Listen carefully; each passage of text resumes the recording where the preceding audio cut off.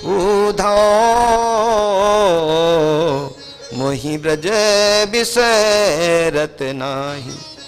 आज मुझे ब्रजमंडल की याद आ रही है उद्धव, ब्रजवासी बार बार मुझे याद आ रहे हैं।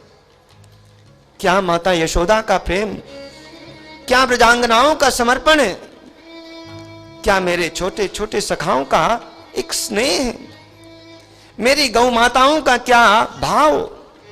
गौ माता के छोटे छोटे बछड़े, जब मैं बंसी की ध्वनि छेड़ता था महाराज, चुपचाप कान खड़े करके खड़े हो जाते थे, मानो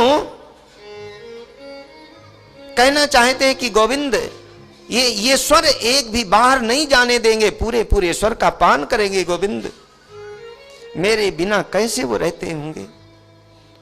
मुझे तो ऐसा लगता है कि ब्रजवासियों से के साथ में मैंने बहुत बड़ा अपराध किया।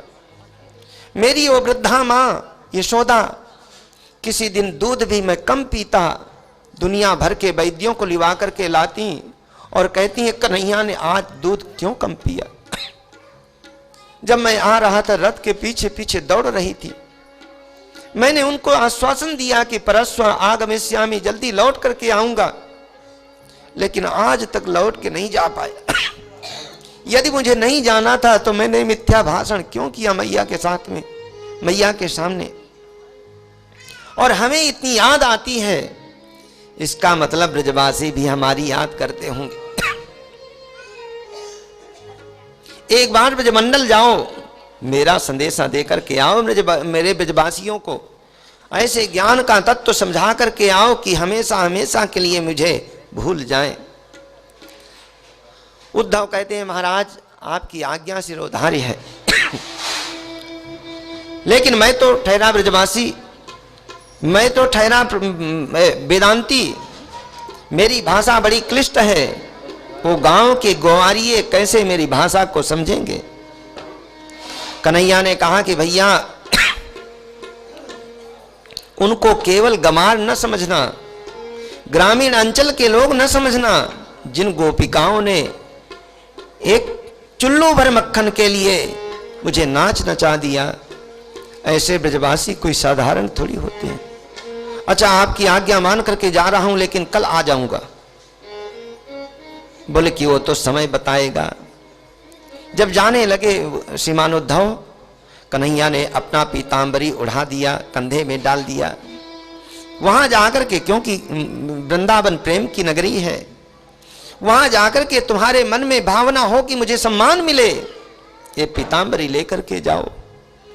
पीतांबरी देखेंगे तो तुम्हारा सम्मान होगा, नहीं तो ब्रजवासी सम्मान भी नहीं करेंगे, क्योंकि मेरे अनन्य प्रेमी हैं। उद्धव जी महाराज जा रहे हैं, लेकिन ब्रजवासी बालकों का नियम क्या था। जिस दिन से कन्हैया यहां से गए, रोज इनकी याद करते हैं और मथुरा से आने वाले रास्ते में दूर में खड़े हो जाते, शाम शाम तक कृष्ण के आगमन की प्रतीक्षा करते। सूरज ढल जाता, सारे बच्चे जाकर के यशोदा मैया के महलों पर उलाहना देते, मैया कितना निष्ठुर है कन्हैया, आज भी लौट करके नहीं आया। लेकिन आज ये ब्रजवासी बालकों ने दूर से जब आते हुए रथ को देखा, आशा की किरण जगी। थोड़ी दूर पास में आया रथ, दौड़ करके सब तरफ से लोगों बच्चों ने घेर लिया, कहने लगे हमारा कन्हैया आ गया, कन्हैया आ गया। अब इस उद्धव ने महाराज पर्दा हटा करके जो ही देखा, महाराज उद्धव हूं मैं, कन्हैया का मित्र हूं, बताइए माता यशोदा कहां विराजमान होती है, नंद बाबा का दर्शन कहां होगा।